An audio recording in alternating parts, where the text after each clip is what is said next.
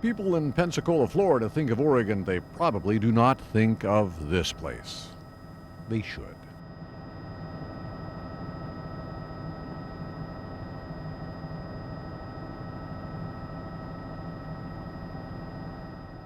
This is the other side of Oregon, to the east, Malheur County. US 95, the community of Rome. These are the pillars of Rome.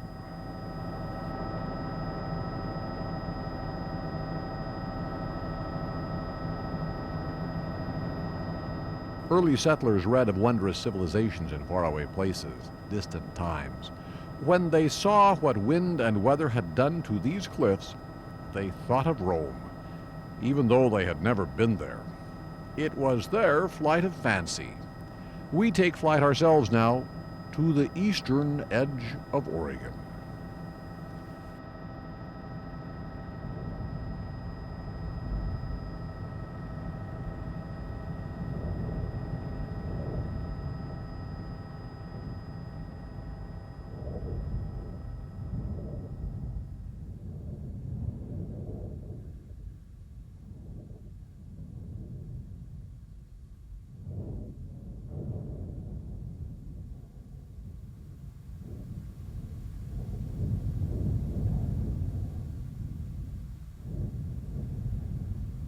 This is a country far from Willamette Valley crowds, stretching from Nevada to Washington, from desert to Alps.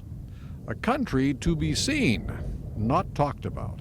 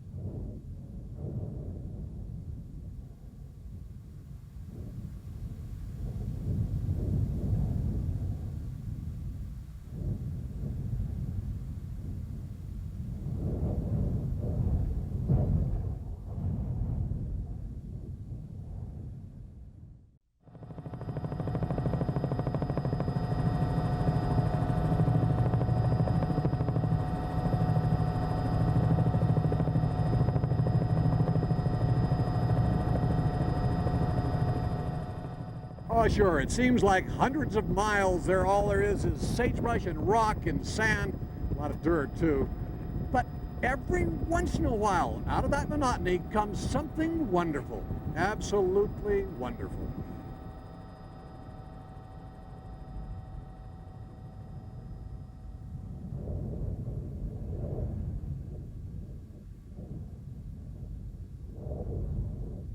We see this because of Warren Petrie, the fellow who once in a while travels with us up here.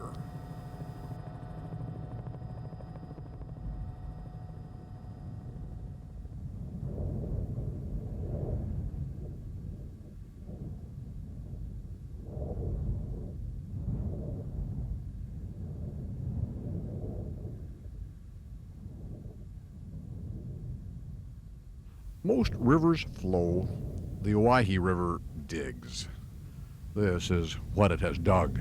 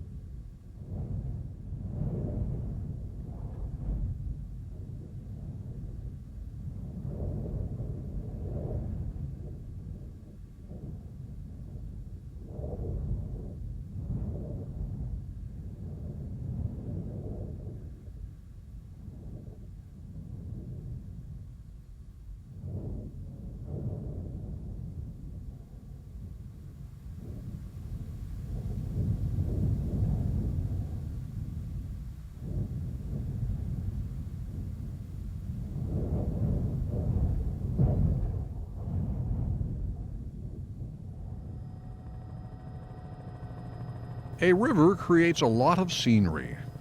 This one tucks itself out of sight unless you are on it, or over it, or live alongside it. A place called Birch Creek. Alfonso Accordia-Gatilla's parents came here a long time ago. Life was not easy. I was, anyway, in her arms. She jumped off with me in her arms and threw the other two off the wagon when the horses started to run away. What they built still stands. Now the Birch Creek Ranch is preserved by the Bureau of Land Management. Future generations will be able to visit the past. Near the Idaho-Oregon border, north of Jordan Valley, from mountains above, canyons march to the Owyhee River below. Leslie Gulch, lit by the last light of day.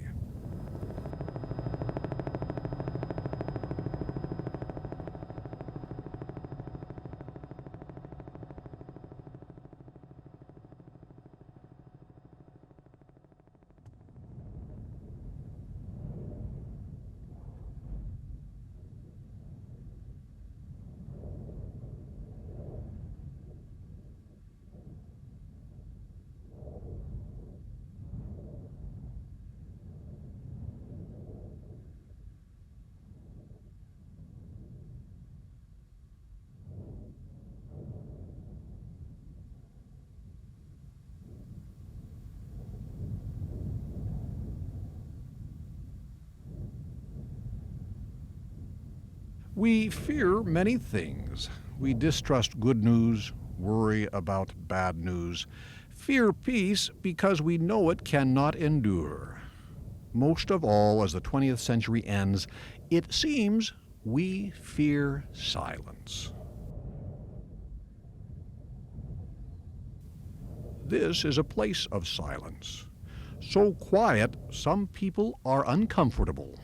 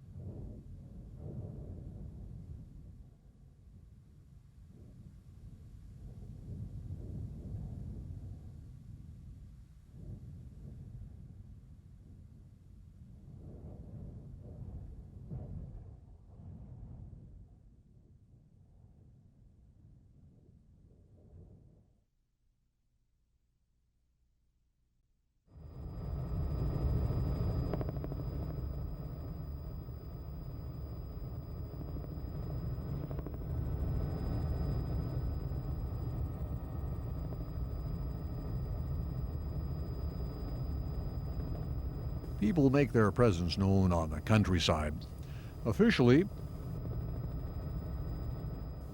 and unofficially. A sheepherder with time on his hands and slabs of rock around his feet tidied up a mountaintop.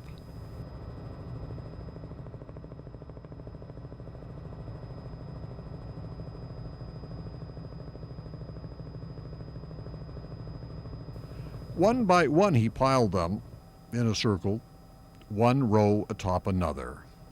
At about the 14-foot level, he stopped.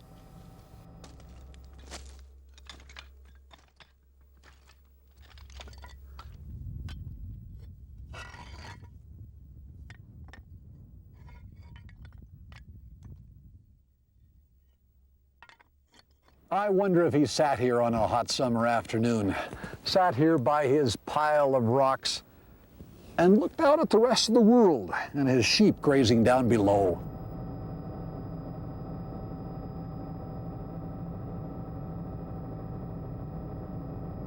Perhaps the sheepherder was asking, "Does anyone know I am here?" He piled his rocks years before anyone considered it might not be the thing to do on public land.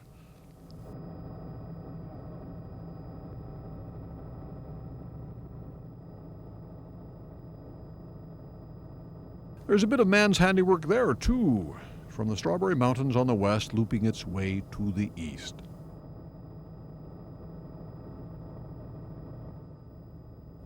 A person has to have a reason for digging a big ditch, especially one more than 100 miles long.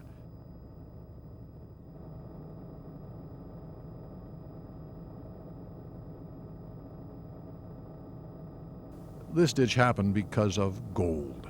Miners needed water. Entrepreneurs figured they'd deliver water and get rich. Probably somebody got rich off the effort, and somebody else lost money. That's the way society works.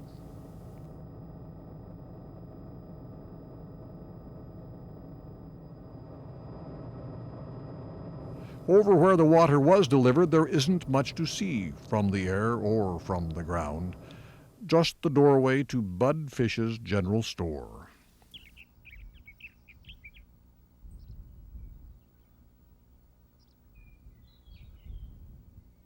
Towns disappear when the economy changes. It still happens.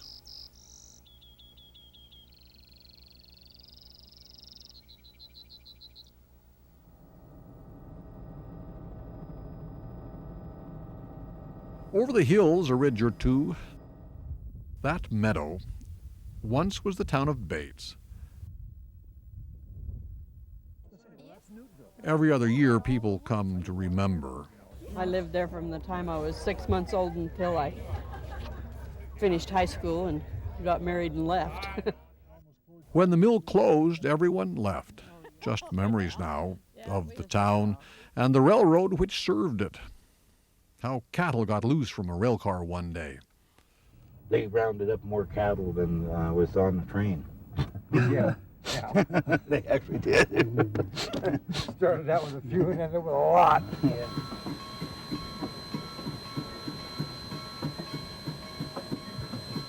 The Sumter Valley Railroad pulled out years before the mill.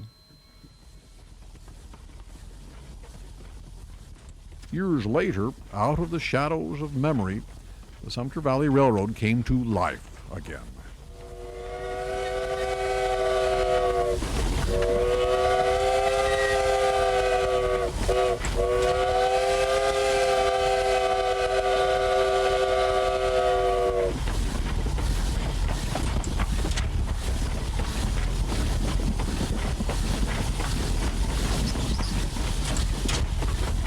It just took a lot of work by a lot of people.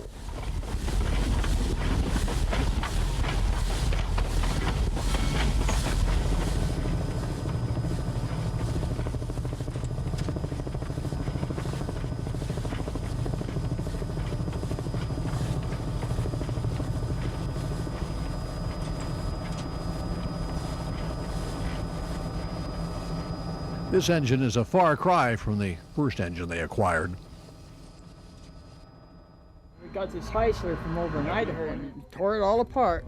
There were mice in the pistons and, you know, mice nests, and they were all black from the grease.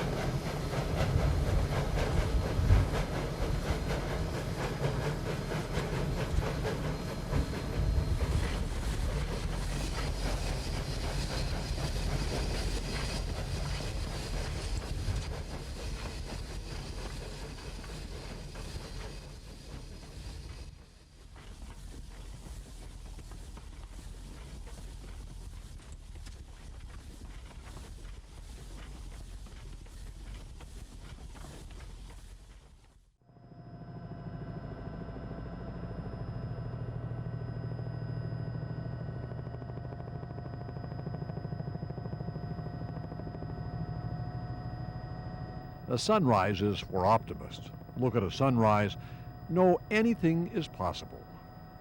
A long time ago, people looked at the mountains in the same way. Every mountain contained gold. People were certain of it. People looked in the mountains for their treasure. In our time, we look at the mountains and find our treasure.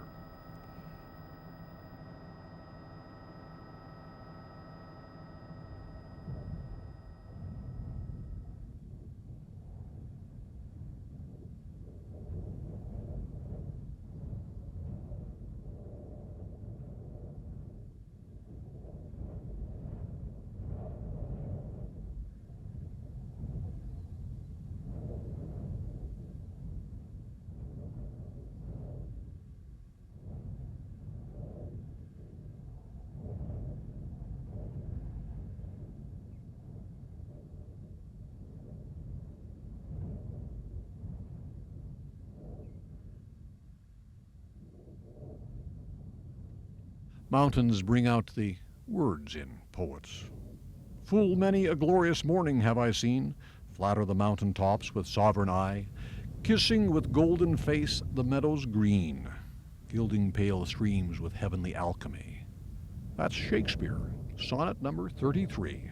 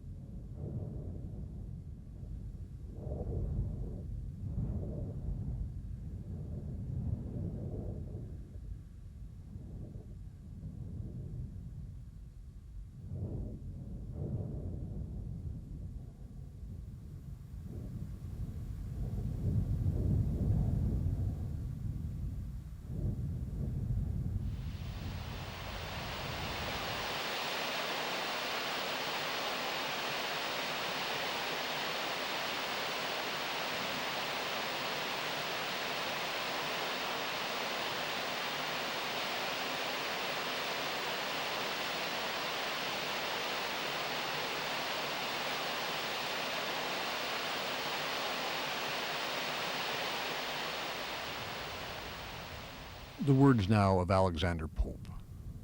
The first clouds and mountains seem to last, but those attained we tremble to survey the growing labors of the lengthened way. The increasing prospect tire our wandering eyes. Hills peep o'er hills, and Alps on Alps arise.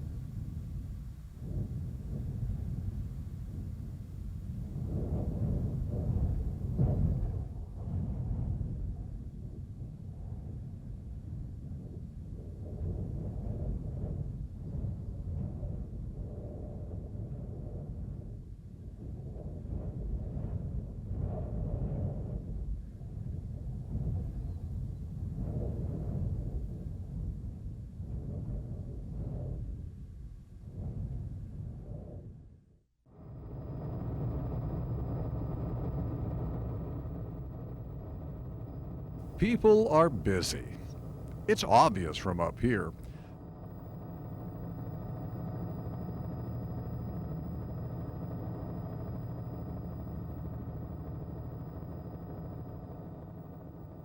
What we are doing depends on the time of year. It is harvest as we float overhead. No idle moments for farmers during harvest.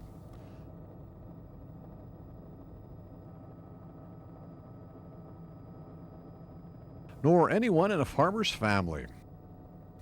Everybody is needed to run one piece of equipment or another.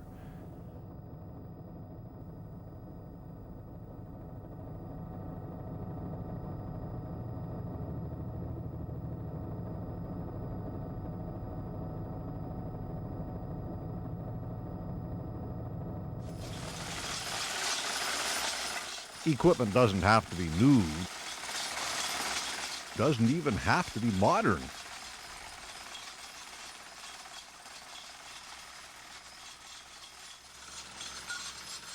It just needs to be economical. If you want, Tom Angle will recite dollars and cents regarding his decision.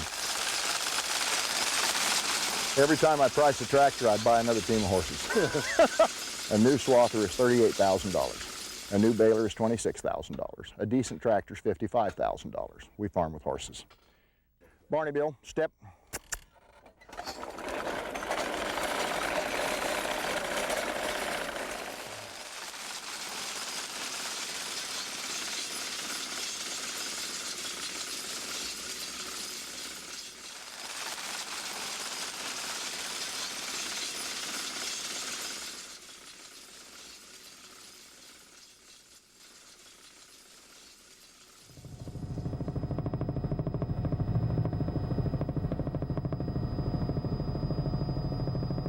Bits and pieces of history. That's what we see from up here. There is part of Jordan Valley's Basque heritage, a playing court for a game brought from the old country.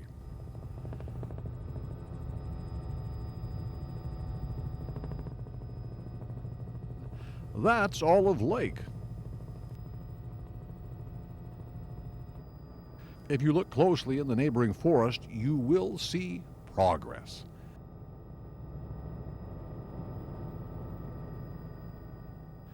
It comes in the form of a wooden pipe. Electricity was changing America. Electricity was needed in the mines. A hydroelectric plant hummed to life because of a wooden pipe.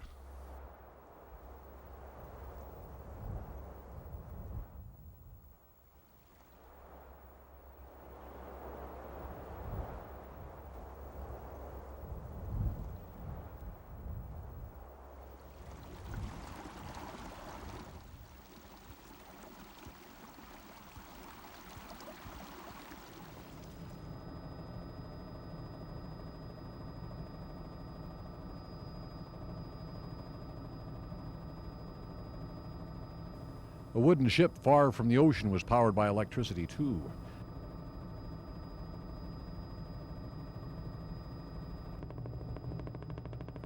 And dug up a valley, searching for gold.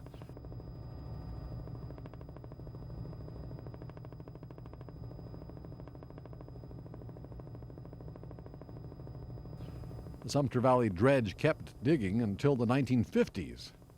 Made a horrible racket, they say.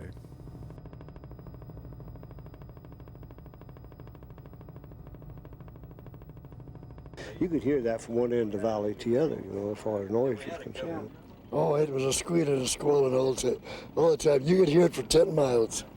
The dredge is what made me decide I want to go back to barbering. Okay, we ready? Everybody look at the camera. Every year, workers come back, tell younger people what it was like. A good job, they say, steady work, regular pay. The dredge is a bit of the past, kept alive as part of the Oregon State Park system.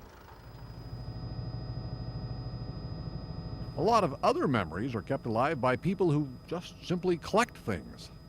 That's Pug Robinson's place near Baker City down there.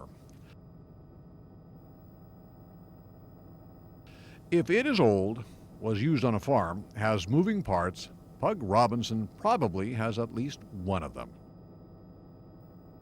I just picked that stuff up because rather than seeing it go into the scrap iron pile, I'd rather preserve it. It being tractors and crawlers and road graders. That's a Western, and this one here is a good road grader company, I think. We call it Power of the Past.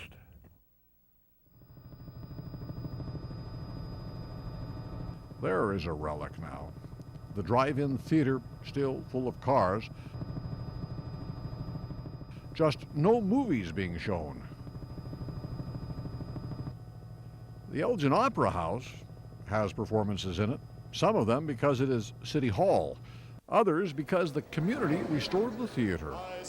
I see a silhouette I never will forget, saying, folks, you ain't heard nothing yet, how I love a Jolson song.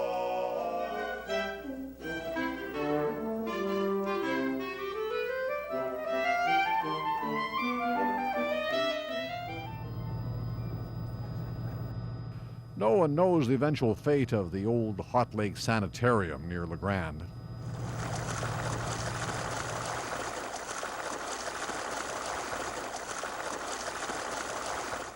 People rode the train to take the waters at one time, rejuvenate body and mind.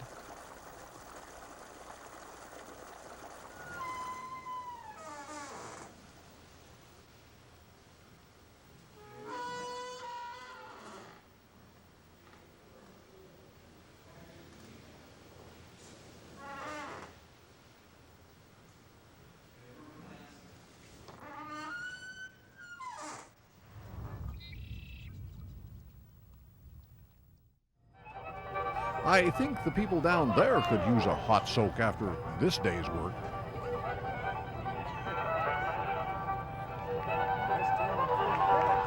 Towns like celebrations.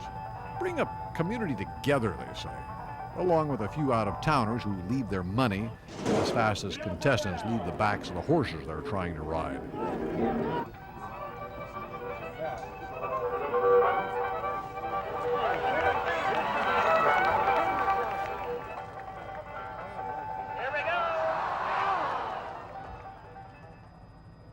That's Joseph.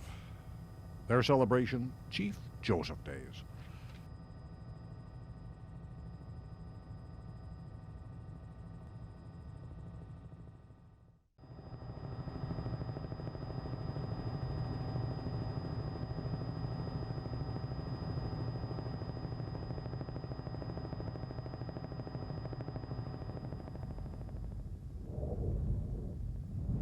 Just over every hill, a story to be told. It's no different along the Snake River, where Oregon and Idaho look at one another across the water. This is the Oxbow, as self-explanatory a name as a place can have.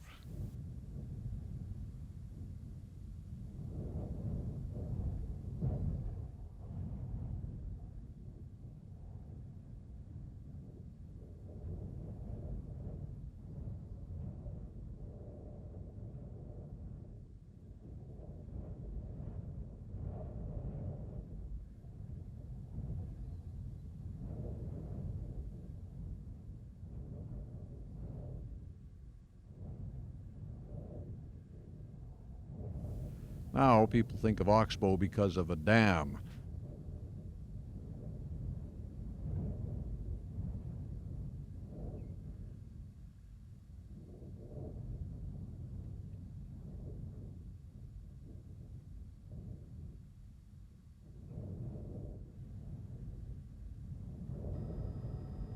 One time, the land along the river was filled with fruit orchards.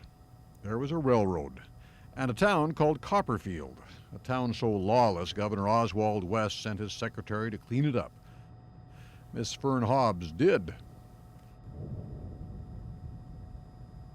Oxbow is where the canyon starts, Hell's Canyon. In the 1950s, there was a lot of publicity about the deep Snake River Gorge. Snake River Gorge didn't have enough image for the publicity people, but a canyon draining into the Snake River did. So the name Hell's Canyon was lifted from one location and given to the deeper gorge. Such is the power of publicity.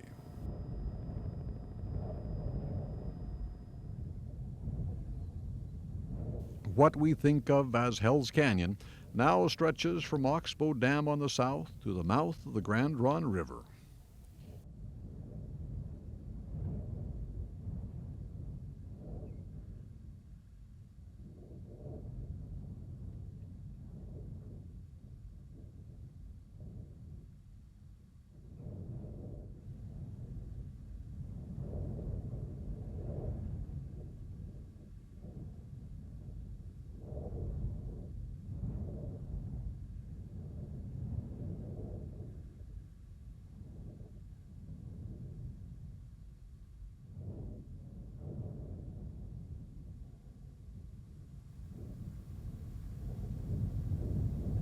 People love statistics. For you, some numbers.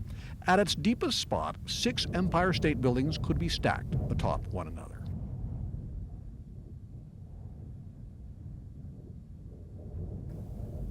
This canyon is 2,000 feet deeper than the Grand Canyon.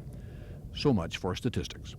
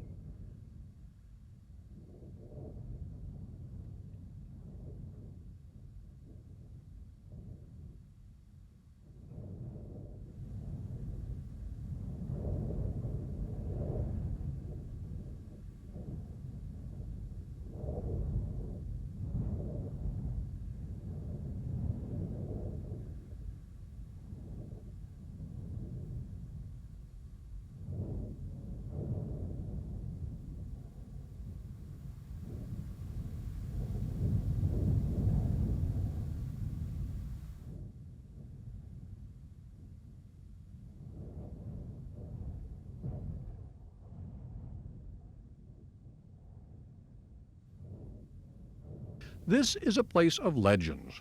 A long time ago, 7 giants walked the land, plundered villages. People sought the help of Coyote, who dug 7 deep pits, filled them with a boiling liquid.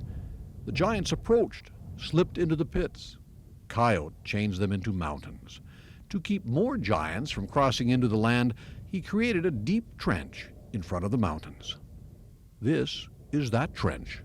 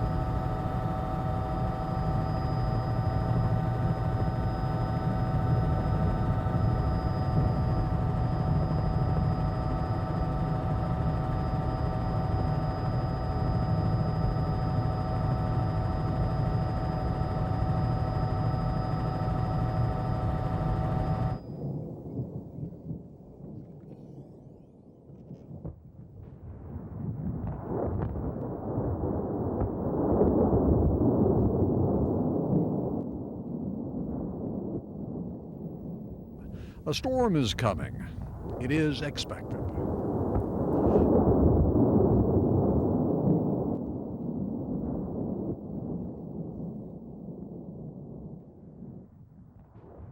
Thunderstorms in late afternoon, as common as this sight in early morning. Ask people in Portland, been to the part of Oregon next to Idaho? Oh yeah, they say. I travel Interstate 84 all the time. There is so much beyond the interstate.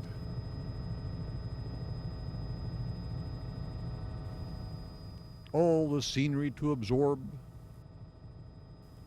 all the towns to visit, people to meet. There is history to learn. History to observe.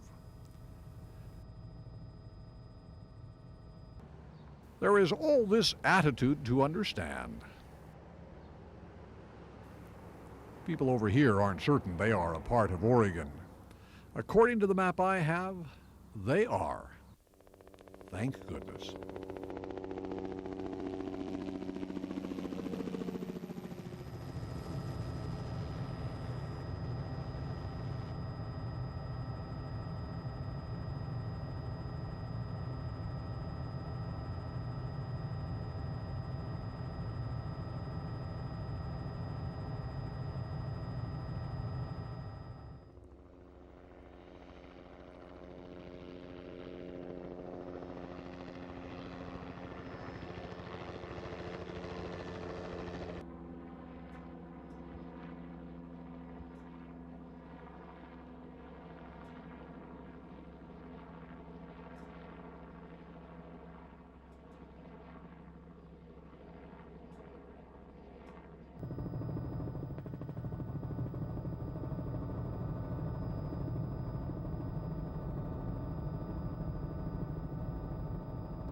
that stunk. Ew.